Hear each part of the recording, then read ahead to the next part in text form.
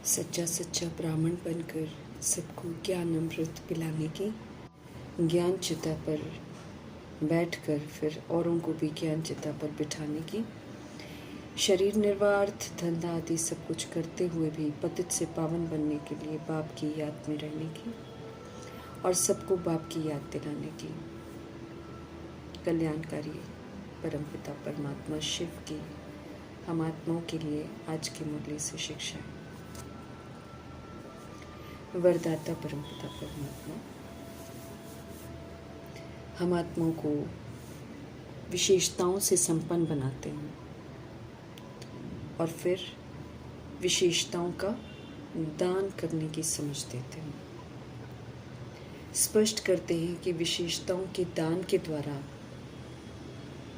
महान बनने वाले महादानी बनो।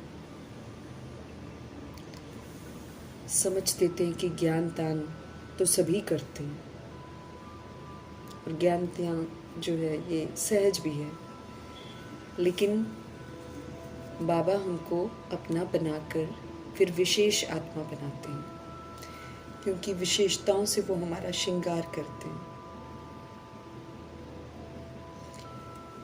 तो ये जो विशेषताएं हैं, बाबा कहते हैं वो सिर्फ हमारे लिए नहीं है, बल्कि इन विशेषताओं का सुख जो है वो दूसरी सोल्स को भी देना है, ताकि इस विशेषता का सुख अनुभव करके वो आत्माएं भी बाबा के बच्चे बने, वो भी विशेष बने। सभी आत्माएं बाबा के बच्चे हैं, लेकिन इस समय विस्मृत होकर अपनी विशेषताओं को खो बैठे हैं, जिसको फिर से हमें धारण करना है। तो विधि पूर्वक यही कर सकते हैं कि हम पहले विशेषताएं अपने धारण करें और फिर अपने व्यवहार के द्वारा दूसरी आत्माओं को इसका सहयोग दें।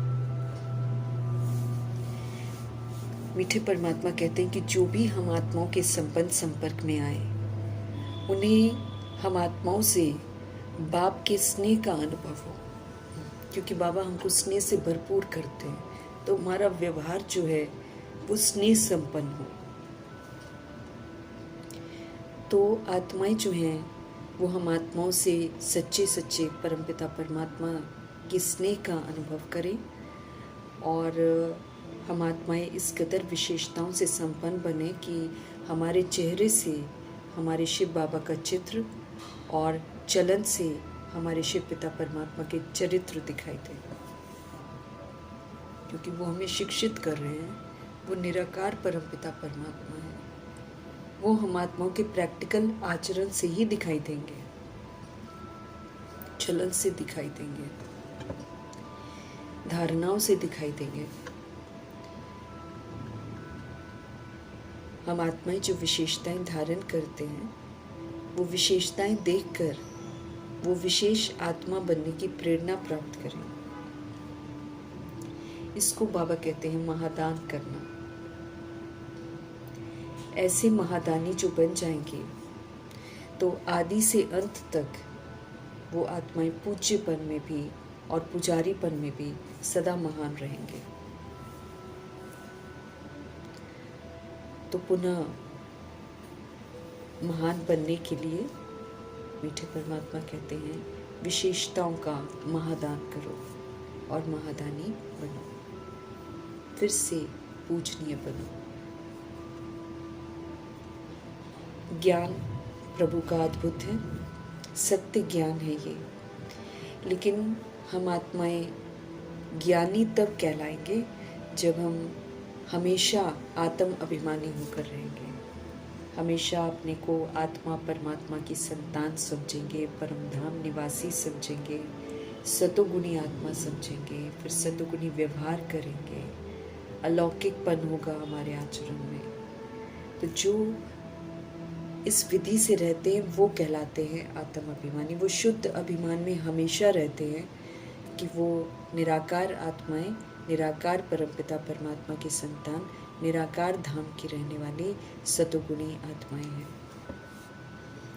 जो इस विधि से हमेशा रहते हैं, कभी भी इससे विस्मृत नहीं रहते हैं, वो सबसे बड़े ज्ञानी कहलाते हैं। ज्ञान सुनाना ज्ञानी नहीं है, लेकिन ज्ञान का मेन सार जो है स्मृति स्वरूप बनना, वो जो बनकर रहते हैं प्रैक्टिकल में संगम युग में, वो सबसे बड़े ज्ञानी कहलाते हैं। समझ को यूज़ करते हैं प्रैक्टिकल में, वो ज्ञानी हैं। हम आत्माओं को अव्यक्त इशारे मिल रहे हैं। सहज योगी हमको बनना है, परमात्म प्यार का अनुभवी बनना है, तभी हम सहज योगी बन सकते हैं। स्पष्ट करते हैं बाप दादा कि जो सदा बाप की याद में लवलीन रहते हैं, जो मैंपन का, दैहिक मैंपन का त्याग कर देते हैं, उन्हों से फिर बाप दिखाई देते, क्योंकि उनका आचरण अलौकिक हो जाता है, उनका व्यवहार अलौकिक हो जाता है, तो उनसे फिर बाप दिखाई देते हैं। हम सब नॉलेज के आधार से बाप की याद में समा जाते हैं। तो ये जो समझ के आधार से हम समा जाते हैं याद में, ये समाना ही लवलीन स्थिति है।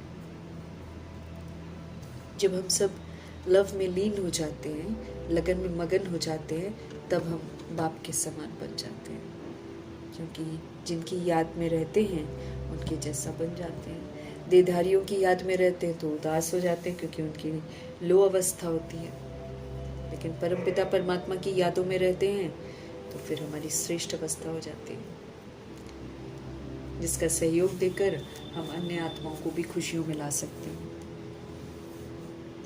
जैसे शिव पिता परमात्मा हम आत्माओं के लिए गाइड बनते हैं, सही रास्ता दिखाते हैं, ऐसे ही बाबा हम आत्माओं को भी गाइड बनाते हैं, ताकि दूसरी आत्माएं जो डायरेक्ट संपर्क में बाबा के नहीं आती हैं, उन सबको भी हम रास्ता दिखा सकें।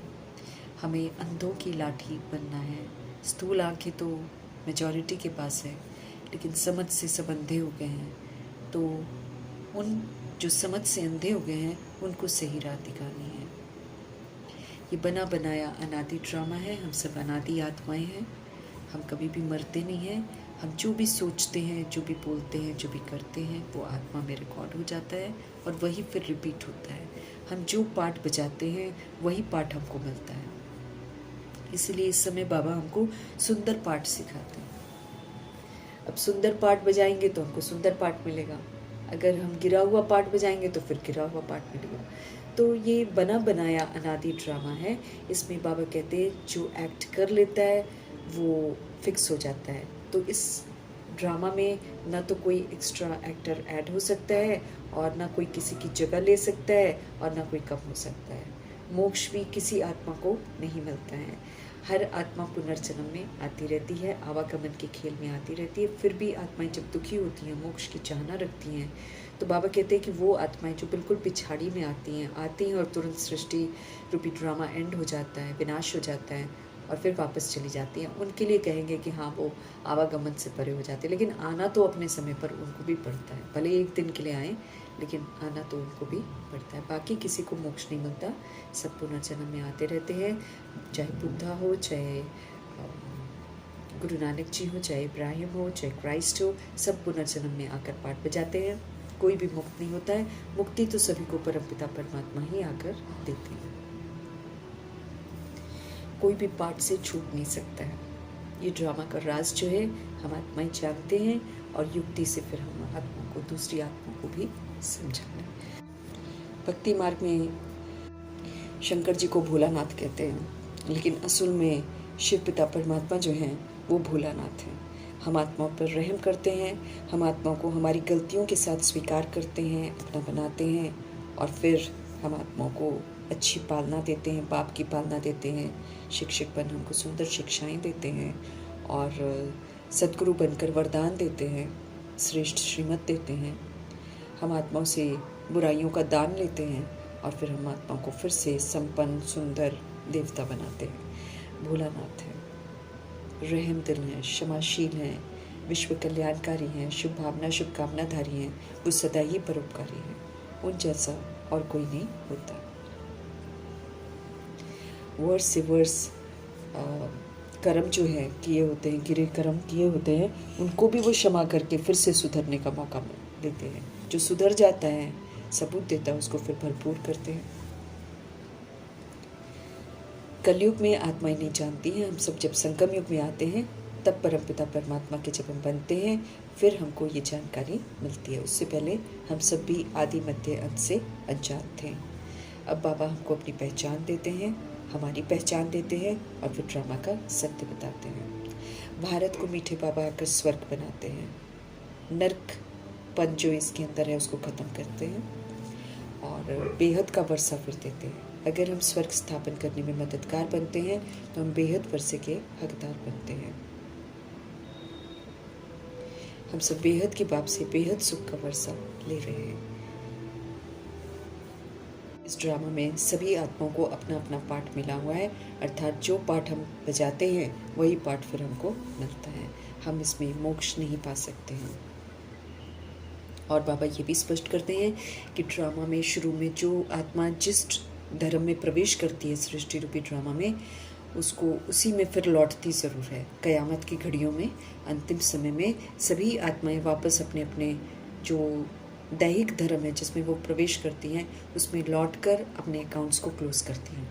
इसीलिए इस समय हम इस तरह के सीन बहुत देखेंगे कि कोई क्रिश्चियन बन रहा है, कोई मुस्लिम बन रहा है, कोई सिख बन रहा है, क्योंकि जब वो प्रवेश किए थे तब वो उसी में उन्होंने किया था। इसलिए एक विधि सी है कि वापस उसी में जाकर फिर अपना अकाउंट क्लोज करके फिर आत्मा वापस घर जाती है। इसलिए ना हमें आश्चर्यचकित होना है और ना हमें किसी का विरोध करना है। आत्माएं विरोध भी करेंगे तो भी वो करेगी वही जो उसने कर रखा है। इस समय सभी नास्तिक हैं क्योंकि भगवान जी को नहीं जानते हैं और मानते भगवान को हैं, लेकिन बहुत सारे भगवान बना रखे हैं। असलियत जो भगवान की है वो कोई भी नहीं जानते हैं, इसलिए सभी को बाबा नास्तिक कहते हैं। बेहद के बाप को जानने वाला इस दुनिया में कोई भी नहीं है। भगवान को स्वयं आकर समझ देनी पड़ती है। ये एक नाटकशाला है। इस नाटकशाला में हम आत्माएं परमधाम से नीचे आती हैं, यहाँ पर शरीर लेती हैं। शरीर रूपी इंस्ट्रूमेंट, शरीर रूपी ड्रेस, ये ड्रामा की ड्रेस है जिसको लेकर हम पाठ बजाते हैं। एक ही ड्रेस में हम हमेशा नहीं रहते हैं, हम ड्रेस फिर एक से बाद बदलते हैं क्योंकि हम कर्मों के बंधन में बन जाते हैं। इस वजह से हमको एक और ड्रेस लेनी पड़ती है जिसमें फिर हम हमारे कर्मों के हिसाब किताब चुप्त होते रहते हैं। ऐसा करते करते जब हम 83 जन्म ले लेते हैं और बिल्कुल कीर्ति कला में चले जाते हैं, भगवान को ढूंढते हैं, तब परमपिता परमात्मा आकर हमको सत्य से परिचित करा के, करेक्ट करा के और फिर हमको वापस घर लेकर जाते हैं। बाकी बाबा कहते हैं ये कहानियाँ बना रखी हैं कि बुद्ध निर्वाण गया या फिर ज्योति ज्योत समा गए गुरु, ऐसा कुछ नहीं है। सभी पुनर्जन्म में है, अभी साधारण रूप में है और तमो अवस्था में है, इसलिए हम उनको पहचान नहीं सकते हैं। शरीर सबके बदल जाते हैं। बाकी नाटक से कोई भी निकल नहीं सकता, सब इसी में मौजूद हैं। पुरुषार्थ करते रहते हैं लोग मोक्ष के लिए, लेकिन बाबा आकर स्पष्ट करते हैं कि किसी को भी मिलता नहीं है। रस्म रिवाज सभी ने अपनी अपनी बना रखी हैं, अपने अपने गुरु बना रखे हैं और सोचते हैं कि गुरु से हमको गति मिलेगी, लेकिन गुरु तो असल में परमपिता परमात्मा ही है जो सही गाइडेंस देते हैं और वही मुक्ति, जीवन मुक्ति का वर्षा प्राप्त करने की विधि बताते हैं। वो विधि को अपनाकर, अपनी मुक्त अवस्था बनाकर, ट्रस्टी बनकर और सेवाधारी बनकर, जीवन मुक्त अवस्था बनाकर, उसका सबूत देकर फिर हम मुक्ति और जीवन मुक्ति का वर्षा प्राप्त करते हैं। वो हमें समझ देते हैं कि जीवन मुक्ति जो है वो है स्वर्ग और मुक्ति जो है वो परम धाम, शांति धाम जाना है। वो तो सब आत्माएं जाएंगी। अब जब हम कहना मानकर इसका सबूत देकर जाते हैं तो हमको सज़ा नहीं मिलती है, और जब हम कहना नहीं मानते हैं, कुछ ना कुछ हमारे हिसाब किताब रह जाते हैं, तो वो फिर धर्मराजपुरी में चुप्त होते हैं। फिर क्लीन और क्लियर होकर देह और देह के विस्तार को यहाँ पर छोड़कर ही हम वापस घर जा सकते हैं, अदरवाइज़ नहीं। जब तक हम नहीं छोड़ेंगे यहाँ पर फिर हम धर्मराजपुरी में फंसे रहेंगे। हम सभी पाठधारी हैं, इसलिए पाठधारी होने के कारण बाबा कहते हैं हम सभी को ड्रामा के आदि मध्य अंत की जानकारी ज़रूर होनी चाहिए, जिसको ड्रामा को अब हमें अच्छी रीति समझना है। बाकी किसी को पता नहीं है। जानवर प्रकृति की उत्पत्ति है, हम सब जैसे बनते जाते हैं वैसे वैसे जानवर प्रकृति उत्पन्न करती है। शुरू में अच्छे होते हैं तो जानवर भी अच्छे होते हैं। इस समय आत्माएं जो हैं एक दूसरे को देखना नहीं मांगती हैं और एक दूसरे के साथ लड़ती झगड़ती हैं, तो फिर जानवर भी वैसे ही होते हैं। काटने, डंक मारने वाले बिच्छू, टिंडन, सांप ऐसे पैदा होते हैं। अभी हमको फिर से सुंदर बनना है, फिर सुंदर सृष्टि में जाएंगे। ये कर्म क्षेत्र है, यहाँ पर आत्माएं आती हैं और अपना अपना पार्ट बजाती हैं। असल में हम सब निराकारी दुनिया के हैं, वहाँ पर हमको बॉडी नहीं होता है, इसलिए वहाँ हम खेल पाल कुछ नहीं करते। वहाँ हम शांत स्वरूप अपने ओरिजिनल स्वरूप में स्थित होते हैं। अभी आपको उसी स्वरूप में फिर से स्थित होकर वापस घर जाना है। ड्रामा रिपीट होता रहता है, इसमें कोई प्रलय नहीं आती, क्योंकि हम आत्माएं अविनाशी हैं। इसलिए जब जब हमारा पार्ट इमर्ज होता है, हम नीचे सृष्टि पर फिर से आ जाते हैं। बाकी बाबा कहते हैं महाभारत लड़ाई जो बाबा कहते हैं कि लोग दिखाते हैं यादव और कौरव मर गए, बाकी 5 पांडव बचे, तो उसका भी राज बाबा समझाते हैं कि जो बाबा के ज्ञान में चलते हैं वो पांडव कहलाते हैं, जो प्रीत रखते हैं बाबा से और उनकी श्रीमत पर चलते हैं वो पांडव कहलाते हैं। वो गल मरते नहीं हैं, वो ऊंची स्थिति में या ऊंची अवस्था को प्राप्त करते हैं, अपने देह अभिमान को ख़त्म करते हैं, वो तो विजयी बनते हैं। और वो बहुत कम आत्माएं हैं, इसलिए पांडवों को हमेशा 5 पांडव दिखाते हैं। और बाकी महाभारत लड़ाई में यादव और कौरव जो है, ये जो विपरीत बुद्धि है, भगवान के रास्ते पर नहीं चलते, ये लोग फिर आपस में लड़कर एक दूसरे का विनाश कर लेते हैं। हाँ, जो 16,133 करोड़ आत्माएं हैं, उनमें भी जो सोल्स अपना कौरव पना ख़त्म नहीं करती हैं, भगवान से सच्ची प्रीत नहीं रखती हैं, वो फिर कौरव कहलाती हैं। शास्त्रों में दिखाते हैं कि महाभारत के बाद प्रलय हो जाती है, लेकिन नहीं, बाबा विनाश होने से पहले ही स्थापना का कार्य कर देते हैं। तो संगम युग में ही कृष्ण जी पैदा हो जाते हैं, तो इसलिए यहाँ कोई प्रलय वाला सिस्टम नहीं होता है। ये भी सत्य बाबा आकर हमको बताते हैं। बाबा कहते कोई समुद्र में पीपल के पत्ते पर ऐसे बच्चा अंगूठा चूसता हुआ नहीं आता है। ये भी दंत कथाएँ बना रखी हैं। एडवांस पार्टी की आत्माएँ पहले ही जा चुकी हैं और वही फिर कृष्ण को योग बल से नीचे लेकर आएंगी।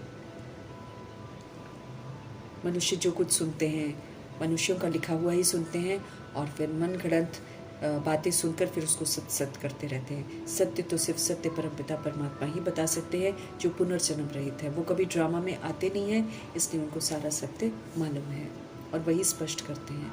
वही फिर हमको मुक्ति, जीवन मुक्ति का वर्षा देते हैं, विधि बताते हैं कि कैसे ये वर्षा लिया जाता है। ड्रामा का सारा राज हम आत्माओं को अभी समझ में आता है। रचता कौन है और रचता कैसी रचना रचते हैं। रचता बड़ी सुंदर रचना रचते हैं।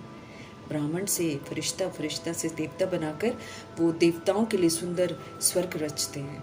लेकिन दुनिया में लोग कलयुग को भी कह देते हैं कि ये भी भगवान सब कुछ कर रहे हैं। कोई मार रहा है, काट रहा है, कहेंगे भगवान करा रहा है। कोई किसी की इज्जत लूट रहा है, कहेगा भगवान करा रहा है। किसी को दुख मिल रहा है, कहेंगे भगवान करा रहे हैं।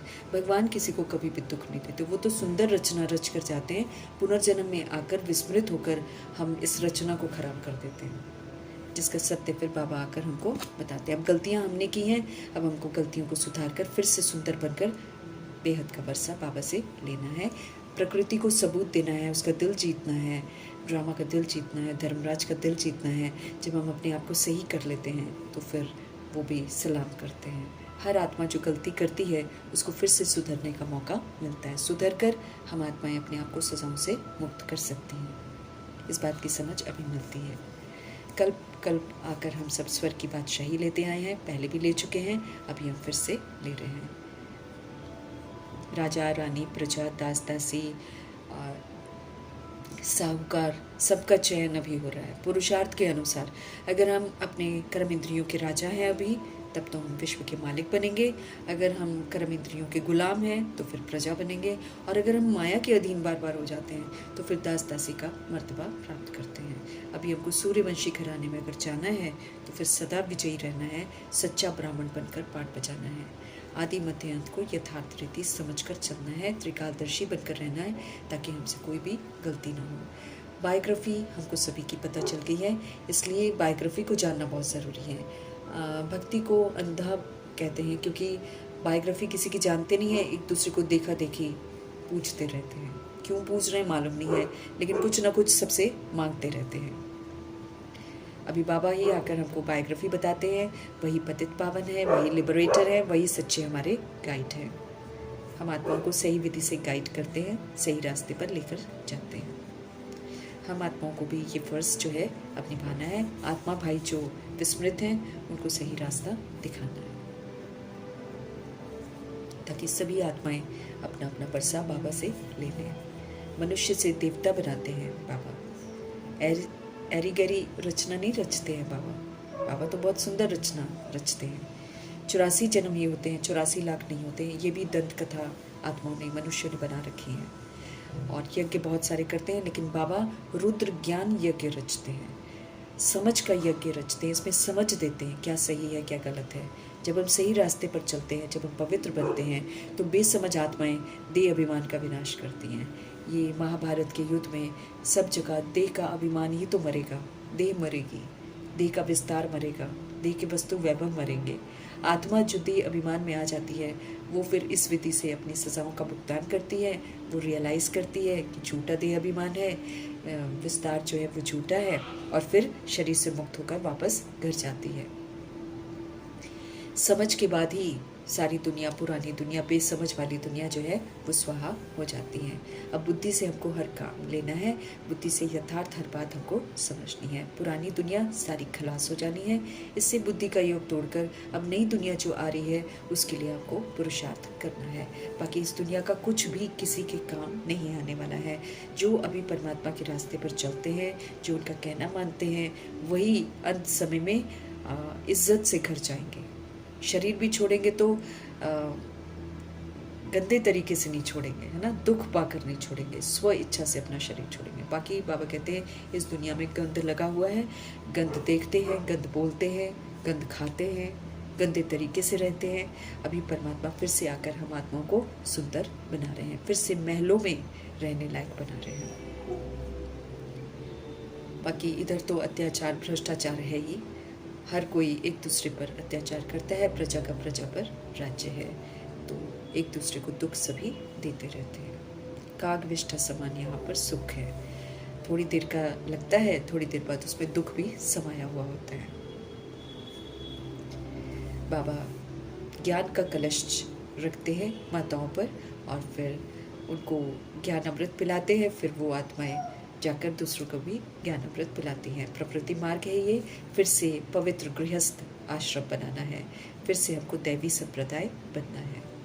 आसुरी संप्रदाय रावण राज्य में बनता है, और जो भी हमने आसुरीपन सीखा हुआ है उन सारे आसुरीपन का त्याग करना है। अब दिव्यता और सत्यता को यूज़ करना है। अब हमें रियलिटी में जीना है। अभी हमें फिर से रॉयल बनना है। प्रभु जी हम आत्माओं को सुजाग करते हैं। हम सब मूर्छित होते हैं, मुर्दा बन जाते हैं और बेसमझ बन जाते हैं। बाबा आकर हमको जागृत करते हैं। अब होश में हम सब आए हैं घोर अंधियारे से, तो हमें दूसरी आत्माओं को भी सोचने में लाना है। गंगा स्नान से कोई भी पवित्र नहीं बनता है। हम सभी रूहें हैं, शरीर द्वारा पाठ बजाते हैं। रूहों को तो पवित्र बनना है बाबा से, और वो ज्ञान स्नान करके ही पवित्र बन सकती हैं। बाकी इस दुनिया में तो किचड़ा ही किचड़ा है, इसलिए गंगा को भी कहाँ पावन पवित्र रहने देते हैं, उसको भी गंदा पानी कर देते हैं। तो उसमें नहाने से कोई भी पावन नहीं बनता है। और चूँकि आत्माएं अपवित्र बन जाती हैं, इसलिए हर चीज़ का अभाव हो जाता है। यहाँ पर अनाज का भी अभाव हो जाता है। हर चीज़ वस्तु वैभव जो है दिन पर दिन कम होती चली जाती है, क्योंकि ये भी एक तरह से आत्माओं को सज़ा मिलती है। क्योंकि वृद्धि बहुत कर लेते हैं ना, और जगह उतनी है और चीज़ें उतनी हैं, लोग ज़्यादा हैं खाने पीने के लिए, इसीलिए सब कुछ का नुकसान हो जाता है। अपने को आत्मा समझना है, मीठे मीठे बाबा को याद करना है। आत्मा में ही द्वापर युग की और कलयुग की खाद पड़ती है, और फिर आत्मा खोखली हो जाती है। अब पारस बुद्धि हम सब थे कभी, फिर हम पत्थर बुद्धि बन जाते हैं। देह अभिमान आने से पत्थर बुद्धि बन जाते हैं, बेसमझ बन जाते हैं। अभी पत्थरनाथ से बाबा पारसनाथ हमको बना रहे हैं। बेहद के पिता हमको विश्व का मालिक बना रहे हैं। सो भी गोल्डन एजेंट विश्व का बना रहे हैं। तो आयरन एजेंट की विधियों को अब छोड़ना है और परमपिता परमात्मा की श्रीमत पर चलना है। जो श्रीमत पर चलते हैं वही पारसपुरी का मालिक बनते हैं, वही गोल्डन एजेंट बनते हैं। बाकी इस दुनिया में कोई शौक रखना नहीं है, क्योंकि यहाँ की महल माड़ियाँ जो हैं ये हमको तो सुरक्षित भी नहीं रख सकती हैं। जब प्राकृतिक आपदाएँ आएंगे, इसको तो यूं ही प्रकृति ले जाएगी बहाकर। ऐसे प्राकृतिक आपदाएँ आजकल हमको दिखा रही है रिहर्सल करके कि इस तरह से वो सब कुछ ख़त्म कर देंगे। तो कोई भी चीज़ जो देह अभिमान में इंसान अपना बना रहा है और उसको कायम रखने की कोशिश कर रहा है, उसमें से कुछ भी रह नहीं जाएगा, सब खत्म हो जाएगा। भले अमेरिका है, ऑस्ट्रेलिया है, चाहे जितना भी साइज घमंडी आत्मा है, सबका विनाश हो जाना है। कोई कितना भी अपने लिए, अब जैसे कुछ लोग सोचते हैं कि अर्थक्वेक आएगा, जापानीज लोग सोचते हैं तो वो ऐसा कर रहे हैं कि घर जो है ना हवा में उड़ जाएगा, जैसे वो आएगा तो कहीं बाढ़ आ जाएगी, कुछ भी आ जाएगी, क्या कर लेंगे ना। तो अपने अपने तरीके से दे अभिमान जो है अपने आप को बचाने की कोशिश करता है, लेकिन बाबा कहते हैं कोई भी कुछ भी कर नहीं पाएगा। जिस दिन प्रकृति अपना स्वरूप धारण कर लेगी वो किसी को भी नहीं छोड़ने वाली है। बचेंगे तो सिर्फ वही जो श्रीमत पर एक्यूरेसी से चलते होंगे, जो आत्म अभिमानी होकर रहते होंगे, वही इस सृष्टि का कर्ज पूरा करते हैं और उन्हीं को प्रकृति बख्शती है। तो यहाँ कौड़ियाँ हैं और वहाँ हीरे होंगे।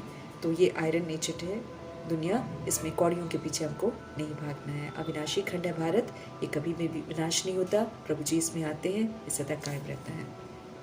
सारे विश्व का उद्धार करने प्रभु जी आते हैं और हम आत्माओं को भी सिखाते हैं कि कैसे सबको प्रभु से जोड़ना है ताकि उनका भी उद्धार हो।